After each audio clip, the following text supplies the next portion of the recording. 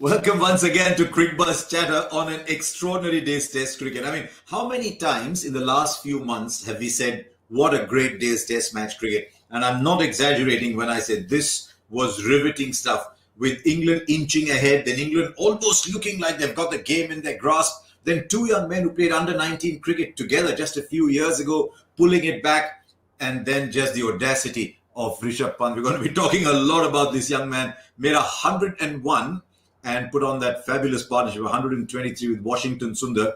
As a result, India lead by 89. It didn't seem likely. India were, 80 for 4 and 121 for 5. Right alongside me today to talk about it as usual is a slightly bemused but slightly joyous Michael Vaughan as well. So, Michael, let's go straight into this young man. I mean, he has to be cut from a different cloth, Rishabh Pant. I enjoyed his first 50 runs very much because I thought, right, here's this very responsible new avatar of Pant. But once the second new ball was taken, Chiefs in batting like that, reverse sweeping and Anderson over slip at 89. I'd like to jump into the mind of Rishabh Pant and kind of understand what's going on inside that mind, because it's certainly different to many minds that I've ever played cricket with. To think that he got to 89 playing so well, and to think that he's going to reverse sweep one of the greats of our game, there's some kind of mindset in there that is worth studying. But I'd like to just talk about the first 50 runs, because I think the first 50 runs and the way that he played was Test match cricket of the highest quality, because he trusted his defence and he had to defend some good deliveries. He had great clarity. He hit the ball in the air, I think, once. He danced down to Joe Root, hit him for 6 down the ground. And then Joe, as you would, playing against someone like Rishabh Pant, he spreads the field to all the spinners, and he just knocked it around and just played with great maturity. And I think if you actually look at Rishabh Pant and what he's done for India over the course of the last few Test matches, he's becoming a player where you almost can be sure that when his team desperately needs an innings, he's going to be there for them. And it's such a great trait to have as a player, that that you've got the mindset to deliver when your team desperately needs it. He's a player, Harsha, that we're going to enjoy watching, talking about. He's going to have the odd blip. He's going to have moments where you're kind of watching and, oh no, why has he done that? But give me a Rishabh Pant style player, mindset player over many of this game, because he proved today that he can play all the different aspects. He can play the T20 style game towards the end that he did in Test match cricket. Again, that's great to see. But it's those first 50 runs. I thought it was a joy to see an aggressive player reading the situation, playing for his team in the requirement exactly that his team required him to do, and that partnership with Washington Sundar. The first, I've been saying here in the UK, the team that gets a 50-run partnership will win the game. Well, they got a 100-run partnership. It's been that kind of Test match. It's been a tremendous day of Test match cricket. But Rishabh Pant, I'm afraid, Harsha, India over the next 10 years, you're going to have some rides. There's going to be more good rides, but it will be roller coaster rides at time, because he plays the game completely differently to many others. We search for wisdom. He's a young man. He's absolutely fearless. To think that 5 years ago, they were playing India under 19, these two, and now they're coming out to play the way they are. Just look at Rishabh Pant briefly before we go on to Washington. He's played, 20-odd Test matches, just about 20 Test matches. He's got 300s and 4 scores in the 90s. I mean, this is not just someone who goes and donks around. He's a serious batsman, but even more so, in this series, his keeping has just gone up, not one, not two, several notches. So something's happened there, but we are seeing Rishabh Pant. And as you said, we're going to tear our hair out. So Michael, you don't try doing that, because you'll have to come back to my hair doctor otherwise. But he's going to do that. What about young Washington? He just brings such a calm head to proceedings. Now, here's a trivia thing. His last first-class game before he played a Test match in Australia was back in 2017 as a 17-year-old. Hasn't played a first-class game for Tamil Nadu after that, walks into Test match cricket. That innings was 159 as an opening batsman, didn't play again for Tamil Nadu, and just walks into Test match cricket and bats like he belongs, and he's all right as a bowler. Yeah, again, you're looking at ages, 21 for Washington Sundar, 23 for Rishabh Pant, and they're the future. They're the here and now, because they're delivering now, but they're certainly the future for Indian cricket. I look at the way that Washington Sundar's played in his short Test career so far, and to play the way that he did in Australia, in Brisbane, to now obviously playing in his own backyard. You'd expect that, but it's the pressure, playing innings like we're seeing him play with great calmness, clarity. Again, what I've spoken about in Rishabh Pant, we saw in abundance today in Washington Sundar. Technically very strong, plays straight, picks up length quickly. He's got good options on front and back foot, onside, offside. I look at where he bats in the order at number 8. He's not going to stay at number 8 for long. He's certainly a player that I see that could bat in the top 6 in time. And that would give India a great option. He can bowl his off spinners. He's not going to stay at number 8. He's too good a batter. That punch that he played through extra cover off Jimmy Anderson towards the end of the day's play, it was one that Saurav Ganguly would have been absolutely delighted to have seen come off his blade. He's a player. I always look at mentality, Harsha, of younger players. How do they look when the pressure's really on? Can they look calm? Can they send a message back to the dressing room that they're under full control? I think what you're seeing in Washington Sundar, that he looks like he's controlled, and he's controlled under the utmost pressure, because when he walked out the bat today, the game was on. It was more than a knife edge. England were on top, and he managed to just calm the situation down by just playing conventionally, getting that partnership developed with Rishabh Pant. And obviously towards the back end, when that second new ball was taken, England just looked cooked. The two seamers, Stokes and Anderson, looked absolutely spent with what they'd given the team in the morning session, understandably. But tremendous partnership. And as I said, I just like to see young players just look the part. And both those young players certainly are the part for India. I'm going to come to England in literally just a moment. But what Washington has shown, and you picked it up rightly, and I'm not surprised you did, is that in this little career, he's come into pressure situations and built partnerships. And it's not just one or two. There's been, 3 or 4 50-plus partnerships now, which is not very common when you're batting down the order like that.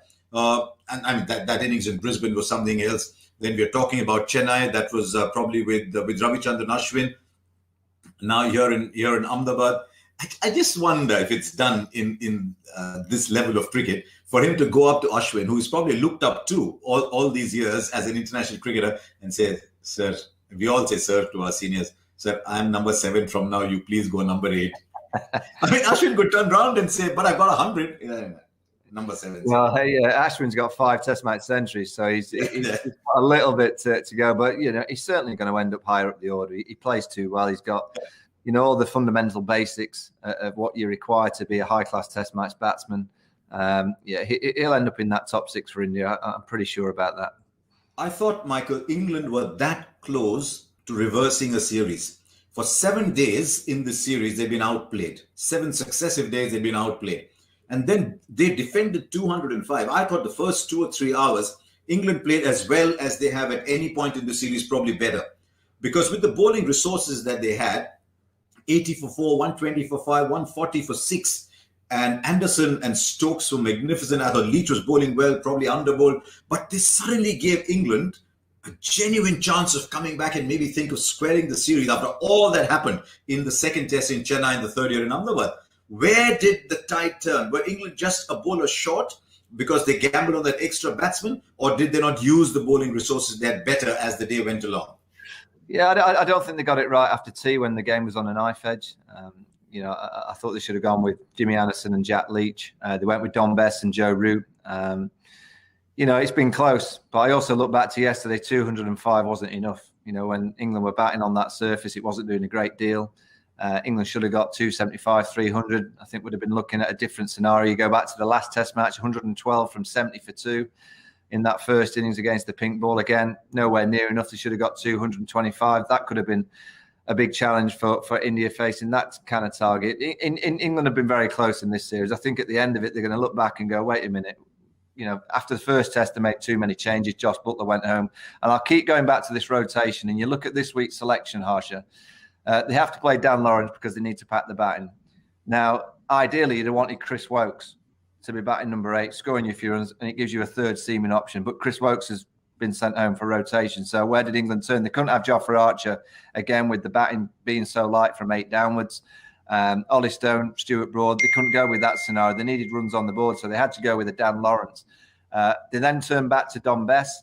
Let's just talk about a young player, Don Bess, that in the first Test match of the series, he got 4 for in the first inning. He bowled the best he's ever bowled for England. He gets Virat Kohli out when the wicket was flat. And in the second innings, he was hardly used. He bowled 8 overs. And then the next test match, he's dropped for Moeen Ali. And England know that Moeen Ali's going home. So then they drop a young off-spinner who's done well in Sri Lanka, got 17 wickets at 22 apiece. He then not plays in the pink ball test match, which was on a beach. So he must be thinking, well, wait a minute, if I can't play on that pitch, and then in the fourth game, they throw in the ball and say, come on, bowl India out. And he knows in the back of his mind as a young player, wait a minute, the only player in this rotation policy that England have gone for throughout this tour that have been asked to stay on has been Moeen Ali. Josh Buttler wasn't asked to stay on. Johnny Bairstow wasn't asked to stay on after Sri Lanka. Mark Wood, Sam Curran. But Moeen Ali was asked to stay on because England desperately needed his off-spinners. And then you're asking Dom Bess, who knows that realistically they don't want him in the team, go and bowl him out. And his confidence levels must be shot. So I don't think England have managed him individually well at all. And I look at him, watch him today, and you've been there at the ground. It was hard at times because you can see that his confidence is completely shot. He's bowling more full tosses than any spinner that I've ever seen at Test match standard. And that is a big kind of finger that you point to the England team and go, wait a minute, you've got Anderson, you've got Stokes, who were magnificent. Jack Leach, you mentioned, underbowled. I don't know why they bowled in so few overs today. And then you've got Dom Bess and Joe Root. It's very, very difficult to bowl an Indian side out twice, an Indian batting team side out twice with 3 bowling options, which 2 of those 3 are seam bowlers. It's very has been right, but they have been close. But when you go for 141 in the last session, Harsha, in 32 overs, that's a lot of runs on this kind of wicket. And I mean, in all fairness, given all those limitations, I thought in the pre-lunch session, I was actually going, wow, England are making 205 look like it's much bigger than it actually is. I thought Anderson's first spell was magnificent. You got nothing out of that first spell. Then Stokes comes back, that ball to Virat Kohli, which took him by surprise. I think the size of Stokes' heart is bigger than the stadium. And I was at the ground. I don't know how much of it you caught on television, but there he was at the end of every over, down on his haunches. Someone's coming in the bib and giving him an electrolyte drink.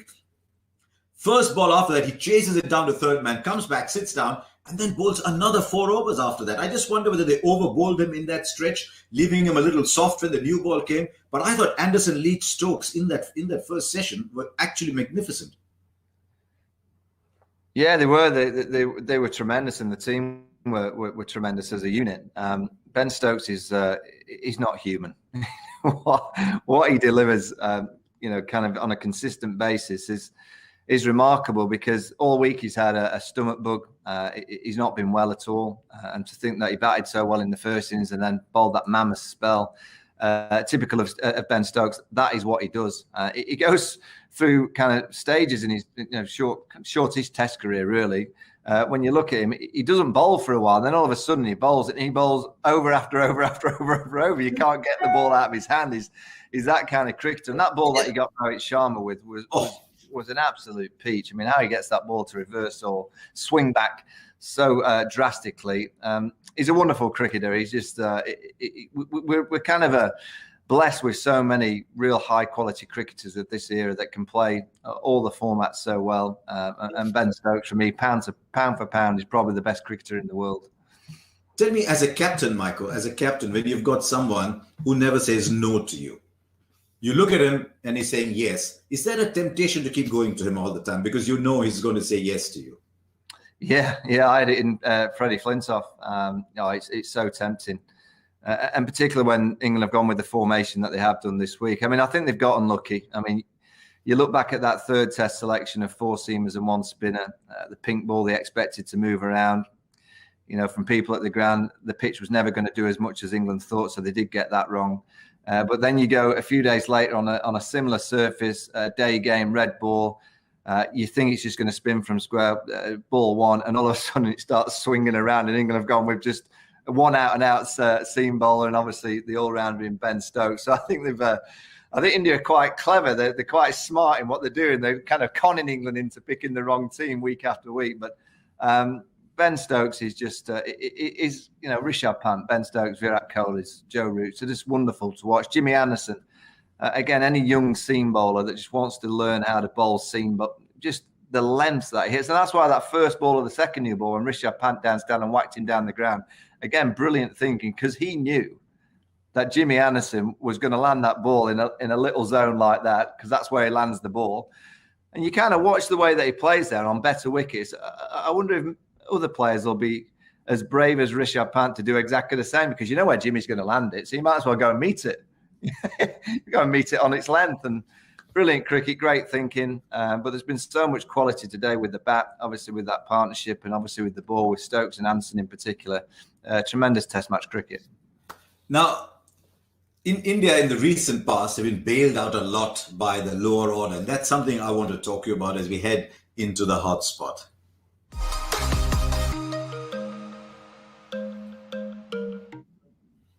Rahane, Pujara, Kohli, a bit of a dip for Shubman Gill. Is there a little underbelly developing there, or is it just a phase? I mean, you've seen so much cricket, but Kohli now doesn't have 100 since the day-night test against Bangladesh. 36 innings across formats, to be fair. Across formats, 36 innings without 100. Pujara's gone 28 innings without 100. Is there a little underbelly that's just starting to become visible? Yeah, I mean, there's obviously conversations to be had to why. Why is it that Virat's not got 100 for 36 innings? Shubman Gill, great talent, not consistent enough at the minute. Pujara is the one, because he has been consistent for such a long period of time. But to think that Jack Leach has had him 4 times in this series, and he's such a good player of spin, it's just that technique of kind of playing those defensive strokes with the bat just behind the pad. It's not something that I've seen Pujara do that often. Ajinkya Rahane is generally a player that scores runs when it matters, but again, not consistent. If India want to do what I know they're desperate to do, and that is to win in England, and that's where they've struggled in the last couple of tours, they're going to have to be more consistent with the bat in hand, because the ball will move around with the Duke ball here in the UK. I've said it openly that the one team that I believe can beat England in English conditions, I said Australia could, but they only managed to draw 2-2. This Indian team, I think they've got enough talent. It's just whether, Harsha, their minds can be strong enough and fresh enough for 5 Test matches. They've got the IPL to come, and I know how much cricket India plays. It's can they, for 5 Test matches, be so fresh in their mind and determined to make sure that they play good, disciplined Test match cricket for long periods, because they've certainly got the talent. They've got the bowling unit with all the seamers. They've got the spin options. They've got an all-rounder, seam bowling all-rounder in Hardik Pandya. You've got batting depth to be able to bat deep enough to get runs in English conditions. They are the one team that I believe. England don't lose many Test matches, as India don't lose too many Test matches at home. They don't lose any Test series, or don't seem to. And England are very, very similar in home conditions. They don't lose often. But this Indian side, if they get it right and they mentally come here fresh and ready and willing to put the hard yards in for long periods of time, they could do something very special. Because I think if India win in English conditions, no question that they are the best of this modern generation. Quick one before we get into tomorrow. That England tour, which we'll talk about in a lot closer to the date, is sandwiched between it's a peculiar period. There's an IPL. If India do win over the next couple of days, an IPL, there's a World Test Championship final, there is a Test series, and there's a T20 World Cup. So you've got these 2 mega T20 tournaments, and in between is a mega Test series. We wait and see how that goes. But it's time to look ahead. Time to look ahead to the 3rd day. Let's go fast forward.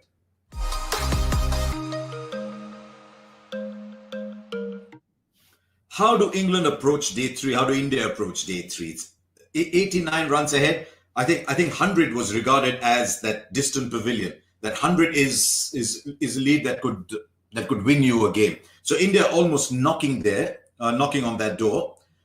Do England come out and say, you know what, we competed in this Test match at different periods, or just does the sheer tiredness, does the fact that things have gone against them, weigh on them? It could all get over tomorrow if England don't apply themselves. Yeah, absolutely. If England don't assess the way that they played in the first innings, I thought they were too predictable, England, yesterday. They were dancing down the pitch all the time, whereas I guess against the pink ball, they didn't kind of move their feet enough. But it's a fine balance. You look at Rishabh Pant today, danced down, hit one over the top, and then he stayed in his crease and manoeuvred the ball into the gaps and danced down every now and again just to get into the bowler's mind. And that's the way England should play. They should really look at the style of play that Rishabh Pant and Washington Sundar have produced for their 50s. Not the second 50 of Rishabh Pant, because that was flamboyant. That was razzmatazz at its best. But it's his first 50 runs, which was, to me, the way that you bat in Test match cricket. You defend the good balls and you manoeuvre the ball into the gap. And every now and again, you ask a captain a question by taking a risk, hit one down the ground over the top, or you play a hard sweep shot. But ultimately, you've got to defend the good balls, trust your technique, and trust your mind to bat for a long period of time. And if England can take that leaf, they'll have a chance of taking the game into day 4 and get a lead, and you just never know. But my fear is that England may get blown away. My fear is that this last session, 141 runs in 32 overs, it just looked to me like the faces of the England side knew that chance had gone. That hour after tea really could come back and bite them. And also those 205 runs in the first innings, it's just not enough. It's not enough to put this kind of pressure on an Indian side. I hope I'm wrong, but I've got a feeling that it might be over tomorrow. I've got a feeling that England may get blown away. The spin of Ashwin, Akshar Patel, Siraj running in Ishant Sharma. England on the back end of a long trip. The minds look fragile, and if they're not careful, it could finish in a heap tomorrow. But I hope I'm wrong. I hope they take it into Sunday. I hope one or two of the younger players in particular watch Rishabh Pant and go, you know what, might not have his flamboyancy, but I'm going to take a bit of his mind, because his maturity today was great. It was great to see a young player just grab the Test match game and just kind of own it with clarity. That's what it's about. Yeah, my own view is I think for England to come back in this game, they've got to take the next 3 wickets in the first half hour, keep the lead to about 100, 110, and back themselves to make 250, and then tell India, okay, can you go and get 140, 150 in the second innings? It'll require them to be very tough. It's very hot, don't forget. Temperature is nudging 37, 38. I'm not sure it was the right quip, but talking about Anderson and the right temperature. As you get older, you don't want the temperature to reflect your age, but that was the temperature Anderson was playing. And all these factors are against England, but we'll wait and see. The series has told us that you never know what can happen next. We'll, of course, join Michael Vaughan on Crickbuzz Chatter tomorrow evening after play. Who knows if it's going to be the last day of the series or there is more to come. Do join us tomorrow evening.